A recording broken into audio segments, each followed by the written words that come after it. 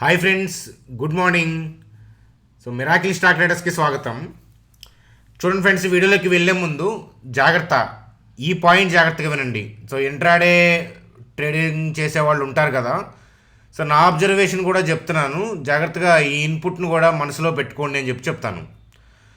ఏంటది అని అంటే, నిఫ్టీ ఈ పర్టికులర్ లెవెల్ మనం ఏదైతే ఈ వీడియోలో డిస్కస్ చేయబోతున్నామో ఆ పర్టికులర్ లెవెల్లో కనుక ఇనీషియల్ మూమెంట్స్లో షార్ట్ చేస్తే ప్రమాదం. లేటర్ ఆన్ పైకి వెళ్ళి వస్తే అది వేరే, నేను ఎక్స్ప్లెయిన్ చేస్తాను. ఆ లైన్ గుర్తుపెట్టుకోండి. చూడండి ఫ్రెండ్స్, అలాగే నిఫ్టీ ఈరోజు ఎక్కడ క్లోజ్ అవుతుంది దగ్గరగా అని మీరు అనుకుంటున్నారో కామెంట్ సెక్షన్లో కామెంట్ చేయండి.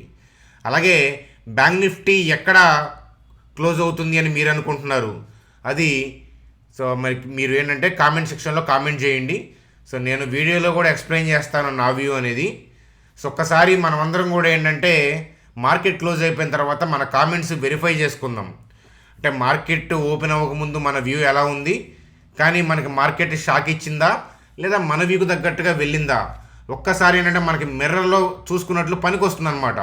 కాబట్టి 3 సెకండ్స్ వీడియో పాజ్ చేస్తున్నాను, మీరు కామెంట్ సెక్షన్లో కామెంట్ చేయండి. నిఫ్టీ ఎక్కడ క్లోజ్ అవుతుందని మీరు అనుకుంటున్నారు దగ్గరగా, అలాగే బ్యాంక్ నిఫ్టీ ఎక్కడ క్లోజ్ అవుతుందని మీరు అనుకుంటున్నారు కామెంట్ సెక్షన్లో కామెంట్ చేయండి. 1 2 3. చూడండి సార్, పేక మేడలాగా యుఎస్ మార్కెట్లు కుప్పకూలాయి అనేది మనందరికీ తెలిసిన విషయమే. అలాగే ఏషియన్ మార్కెట్స్ అబీవస్గా రెడ్లోకి వెళ్ళిపోయాయి. యుఎస్ మార్కెట్లు పట్టం ఏంటి, ఏషియన్ మార్కెట్స్లో రెడ్ ఏంటి అని అంటే, చూడండి సార్, వరల్డ్ మార్కెట్ క్యాప్లో పెద్దన్న ఎవరి హస్తం పెద్దది అని అంటే యుఎస్ మార్కెట్లు డిప్ అయినాయి అనుకోండి, ఆ ఎఫెక్ట్ అనేది మేజర్ కంట్రీస్ యొక్క ఇండెక్స్ మీద ఖచ్చితంగా ఉంటుంది. ప్రతిసారి అనేది చెప్పడానికి స్టాక్ మార్కెట్కి అట్లాంటి రూల్స్ లేవు, కానీ అవుతుంది. మేజర్గా ఏంటంటే యుఎస్ మార్కెట్లో డిప్ అయితే ఎఫెక్ట్ పడే అవకాశాలు ఉంటాయి అన్నమాట. ఏషియన్ మార్కెట్స్ కూడా రెడ్లో ఉన్నాయి. అలాగే ఓలా ఎలక్ట్రిక్ పాయింట్ ఆఫ్ వ్యూలో మనం లెవెల్స్ చూసాం. ఆ లెవెల్స్ పాయింట్ ఆఫ్ వ్యూలో ఏం చేయాలి అనేది ఈ వీడియోలో డిస్కస్ చేద్దాం. జియో ఫైనాన్స్లో ఏంటంటే డౌన్ సైడ్ నుంచి reversal, normal traditional logics point of వ్యూలో బ్రేక్అవుట్ అయితే వచ్చింది, డౌన్ సైడ్ బ్రేక్అవుట్. మరి దాంట్లో ఆపర్చునిటీ ఎలా చూడాలి, నిఫ్టీ బ్యాంక్ నిఫ్టీ యొక్క చార్ట్స్ ఏంటి ఇత్యాది విషయాలు చూస్తూ సింపుల్గా వీడియోని ఎండ్ చేద్దాం. చూడండి ఫ్రెండ్స్, వీడియోలోకి వెళ్ళే ముందు మన ఛానల్ వీడియోని లైక్ చేయడం అనేది మన జన్మ హక్కు, కాబట్టి వీడియోని లైక్ చేసి కంటిన్యూ చేద్దాం. కొత్త వాళ్ళకి సబ్స్క్రైబ్ చేయమని నేను చెప్పను. ఒక 3-4 వీడియోస్ కనుక మన ఛానల్లో చూస్తే ఖచ్చితంగా మీకు నచ్చుతుంది. నచ్చితే ఏంటంటే ఆటోమేటిక్గా సబ్స్క్రైబ్ చేస్తారు. చూడండి ఫ్రెండ్స్, ముందుగా నాస్డాక్ చార్ట్ చూద్దాం. లాస్ట్ నైట్ మనం వీడియో చేస్తున్నప్పుడు, అంటే మన ప్రైమరీ ఛానల్ చాణక్యాలో వీడియో చేసేటప్పుడు నాస్డాక్ 2.5%, 2.3% అరౌండ్ డిప్ అయింది. దాని తర్వాత ఇంకా బాగా డిప్ అయింది. చూడండి, మనం ఒక లెవెల్ మెన్షన్ చేసాము, 17,306, 17,035. ఈ పర్టికులర్ జోన్ అయితే కనుక లాస్ట్ నైట్ బ్రేక్ అవ్వదని చెప్పాము. చూడండి, ఈ జోన్ కన్నా కింద క్లోజ్ అవ్వలేదు. మీరు 5 మినిట్స్లో పెట్టి చూస్తుంటే కనుక ఈ జోన్లో 5 మినిట్స్లో టెంపరీ గ్రీన్ క్యాండిల్స్ మీరు అబ్జర్వ్ చేసే ఉంటారు. ఓవరాల్గా ఇప్పుడు చార్ట్ ఎలా ఉంది, 17,037 కింద క్లోజ్ అవ్వలేదు కదా. ఒకసారి చార్ట్లోకి వెళ్ళి చూద్దాం పదండి. చూడండి ఫ్రెండ్స్, స్క్రీన్ మీద నాస్డాక్ యొక్క చార్ట్ చూస్తున్నాము. మనం మెన్షన్ చేసిన లెవెల్ చూడండి, 17,037 పైన క్లోజ్ అయింది. నిలబడింది కదా. ఒక డేలో క్లియర్ అవ్వదు అని చెప్పాను, ఎందుకంటే అక్కడ ఉన్న ఆర్డర్స్ యొక్క స్ట్రెంగ్త్ అది. కాకపోతే పైనుంచి సెల్ ఆఫ్ జరుగుతుంది కాబట్టి ఆ జోన్లో క్లోజ్ అయిందనమాట. జోన్ కన్నా కింద క్లోజ్ అవ్వలేదు కదా, బ్రీచ్ అవ్వలేదు. ఈ లెవెల్ ఎలా డ్రా చేశానో మీకు తెలుసు, నెక్స్ట్ లెవెల్ ఏంటో కూడా మీకు తెలుసు. అర్థమవుతుందా? అంటే రెగ్యులర్గా మన ఛానల్ లాస్ట్ 20 డేస్ నుంచి చూస్తున్న వాళ్ళకి, కొత్త వాళ్ళకి, అంటే కొత్తగా సబ్స్క్రైబ్ చేసే వాళ్ళకి ఆ లాజిక్ ఏంటి అనేది కూడా నేను వీడియోస్లో చెప్తాను.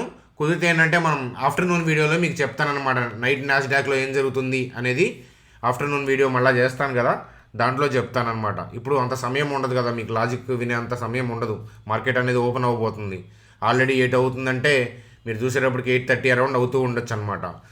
నాస్డాక్లో డిప్తో ఏంటంటే ఏషియన్ మార్కెట్స్ కూడా ఏంటంటే రెడ్లోకి వెళ్ళిపోయినాయి.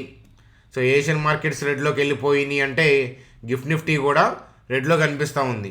కానీ ఈ లెవెల్ జాగ్రత్త అని చెప్పాను కదా. సో ఎందుకు అనేది ఏ లెవెల్ అనేది నిఫ్టీ చార్ట్లోకి వెళ్ళి చూద్దాం పదండి. ఇవైతే కనుక రెడ్లో ఉన్నాయి ఏషియన్ మార్కెట్స్. చూడండి ఫ్రెండ్స్, మీరు స్క్రీన్ మీద ఏంటంటే నిఫ్టీ యొక్క డే చార్ట్ చూస్తున్నారు.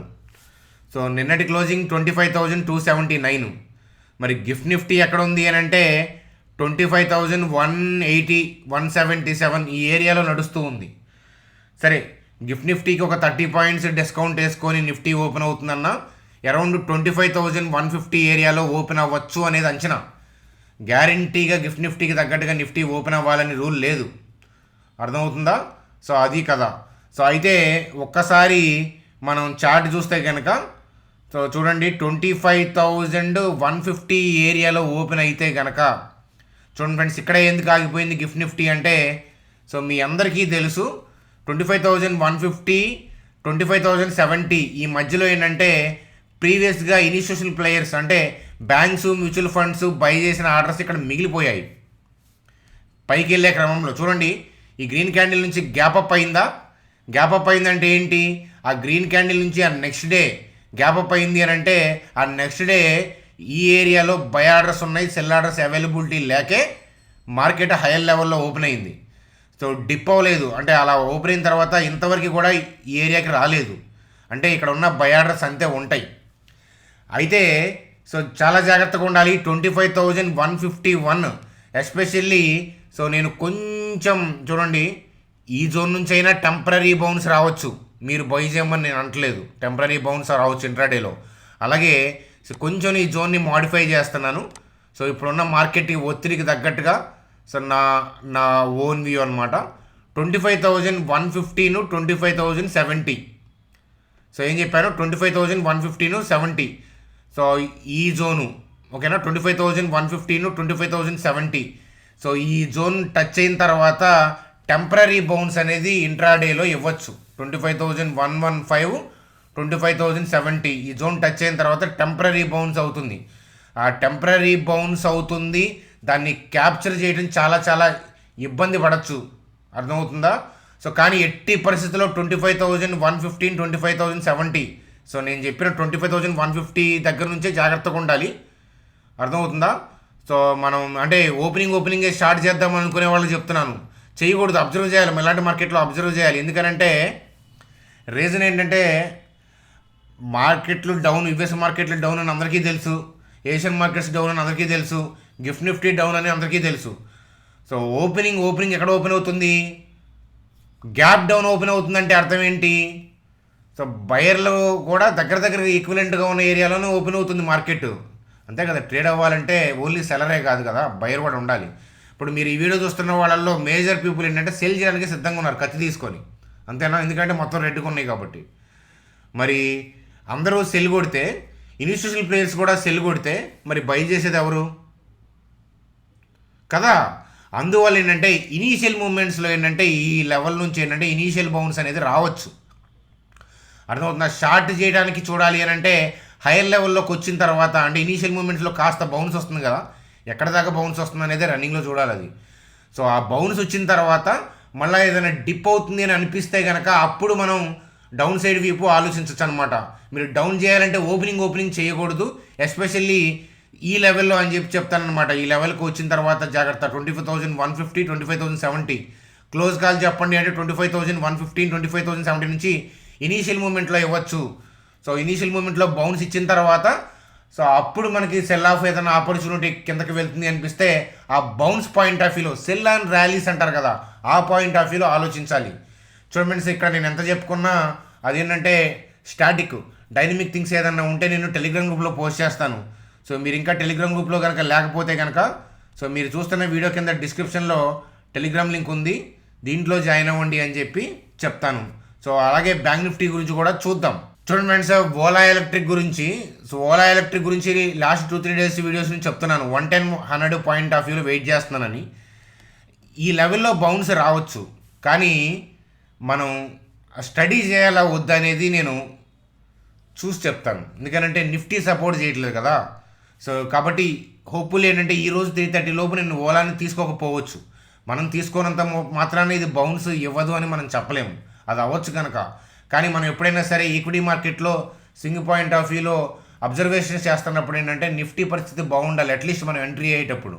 అందువల్ల ఏంటంటే సో నేనైతే కనుక వ్యక్తిగతంగా నా స్టడీని ఆపేస్తున్నాను. ఈరోజు 3:30 లోపు అయితే నేను చేయను. అర్థమవుతుందా? ఇన్ కేస్ ఏదైనా ఆఫ్టర్నూన్ పాయింట్ ఆఫ్ వ్యూలో మార్కెట్ రికవర్ అవుతుంది అని అనిపిస్తే కనుక అప్పుడు ఏదైనా ఉంటే కనుక మీకు టెలిగ్రామ్ గ్రూప్లో నా స్టడీ పోస్ట్ చేస్తాను. చూడండి ఫ్రెండ్స్, బై సేల్గా ఎట్టి పరిస్థితులు తీసుకోవద్దు అనమాట. ఎందుకంటే ఇవన్నీ కూడా స్టడీ పాయింట్ ఆఫ్ వ్యూలో మీరు నేర్చుకుంటారని నేను పోస్ట్ చేస్తాను టెలిగ్రామ్ గ్రూప్లో కూడా. అదనమాట 110, 100 ఒకవేళ మార్కెట్ ఇక్కడ రెడ్ ఉన్నా కూడా ఈ జోన్లో హెవీ బై ఆర్డర్స్ ఉన్నాయి కాబట్టి ఇట్ కెన్ గివ్. కానీ ఏంటంటే I don't want to go for risk అనమాట. కాబట్టి అది అనమాట నా స్టడీ ఓలా ఎలక్ట్రిక్ గురించి. కాస్త ఆగండి, 2:30 to 3:30 వెయిట్ చేయండి. నేను ఏదైనా టెలిగ్రామ్ గ్రూప్లో మెసేజ్ ఇస్తే అప్పుడు ఇస్తాను. చూడండి ఫ్రెండ్స్, అలాగే జియో ఫినాన్స్ బ్రేక్అవుట్. సో దాని గురించి చూసే ముందు ఏంటంటే బ్యాంక్ నిఫ్టీ గ్యాప్ డౌన్ అయితే సో చూశారు కదా. ఇనీషియల్ మూమెంట్స్లో ఈ లెవెల్కి వెళ్తే కనుక ఇనీషియల్ మూమెంట్లో హైయర్ లెవెల్లో ఓపెన్ అయ్యి ఈ లెవెల్కి వెళ్ళినా. ఎప్పుడు ఈ లెవెల్లోకి వచ్చింది, ఓపెనింగ్లోనా లేకపోతే తర్వాత వచ్చిందా అనేది ఇంపార్టెంట్ కాదు. 51157, 50988. సో ఈ పర్టికులర్ ఏరియా నుంచి ఏంటంటే మనకి ఇంట్రాడే పాయింట్ ఆఫ్ వ్యూలో కాస్త ఏంటంటే బౌన్స్ ఇవ్వచ్చు. అర్థమవుతుందా? అందువల్ల ఏంటంటే ఈ జోన్లోకి వెళ్ళినప్పుడు స్టార్ట్ చేయొద్దు. నేను బై చేయమని చెప్పట్లేదు, ఎందుకనంటే రన్నింగ్లో చూసుకోవాలి థింగ్స్ అది. ఎందుకంటే ఓవరాల్గా గ్లోబల్ క్యూస్ రెడ్ ఉన్నప్పుడు మనం cell and rally point of వ్యూలో వీ హ్యావ్ టు థింక్. కాబట్టి ఈ ఏరియాలో సెల్ చేయొద్దు. హైయర్ లెవెల్లోకి వస్తే అప్పుడు మీకు ఏదైనా అనిపిస్తే ఏంటంటే మీరు ప్లాన్ చేసుకోవచ్చు, మీకు అనిపించాలి అది. ప్లస్ నా అబ్జర్వేషన్ నేను టెలిగ్రామ్ గ్రూప్లో పోస్ట్ చేస్తాను. అంతేగాని ఈ జోన్లో సెల్ చేస్తే ఇబ్బంది పడతారు ఇంట్రాడేలో అనేది నేను కాషియస్గా చెప్తున్నాను. మీరు కూడా అబ్జర్వ్ చేయమని చెప్తాను. చూడండి ఫ్రెండ్స్, మీ స్క్రీన్ మీద చూస్తుంది జియో ఫినాన్స్ యొక్క చార్టు. ట్రెడిషనల్ లాజిక్స్ ప్రకారం అయితే కనుక ఇన్వర్టెడ్ యూ షేప్ బ్రేక్అవుట్ వచ్చింది కదా. కాబట్టి బై చేస్తారని చెప్పి నిన్నే బై చేసి ఉంటారు. వాల్యూమ్ చూసుకొని ఇంత మంచి బ్రేక్అవుట్ వస్తే నిన్నే బై చేసి ఉంటారు. కానీ నేను ట్రెడిషనల్ లాజిక్స్ ఫాలో అవ్వను, ఒకప్పుడు ఫాలో అయ్యేవాడిని. అవి ఏంటంటే లేట్గా చెప్తాయి అనమాట. సో మరి ఎట్లా ప్లాన్ చేయాలి అని అంటే చూడండి, ర్యాలీ రావడానికి కారణం ఏంటంటే జియో ఫినాన్స్ వాళ్ళు హోమ్ లోన్ సెగ్మెంట్లోకి వస్తున్నారు. దీనివల్ల ఎన్బిఎఫ్సిస్ కూడా ఎఫెక్ట్ పడుతుంది అని మనం డిస్కషన్ చేసుకున్నాము. అది ఫండమెంటల్ వ్యూ. కాబట్టి వ్యాలిడ్ ర్యాలీ అనేది వ్యాలిడ్ ర్యాలీ.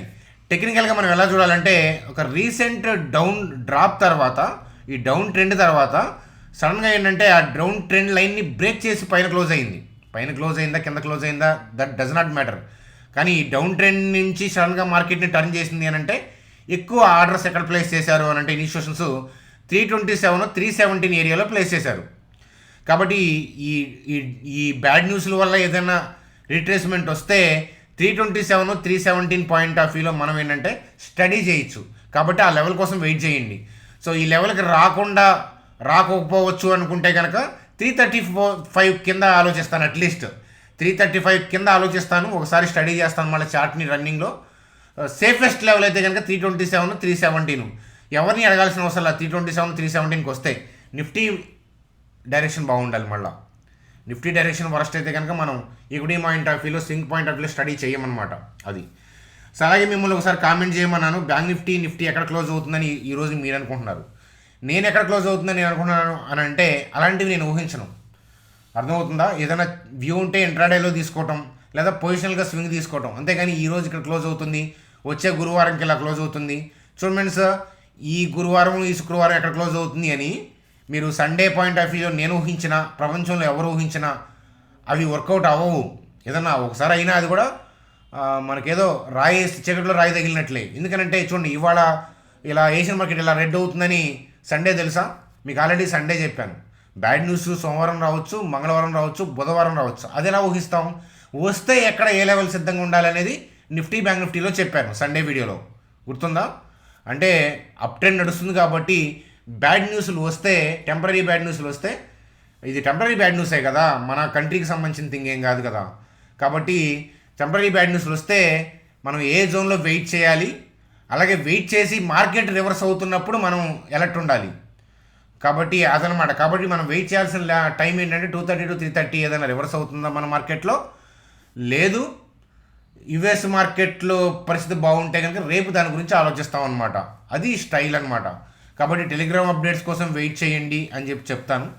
సో మీకు చూడండి, ఇండియా మొత్తంలో ఎక్కడ లైవ్ మార్కెట్లో సపోర్ట్ దొరకదు, pre market, post market. So నేను ఏదన్నా వ్యూ ఉంటే కనుక నేను పోస్ట్ చేస్తాను, అనుకూలంగా ఉంటే టెలిగ్రామ్ గ్రూప్లో పోస్ట్ చేస్తాను లైవ్లో. ఏముంది మహా అయితే కొన్నిసార్లు ఫెయిల్ అవుతాం, కొన్నిసార్లు ఓకే అవుతాం, అదనమాట కదా. బై ఫ్రెండ్స్, ఈవినింగ్ వీడియోలో కలుద్దాం. Good day.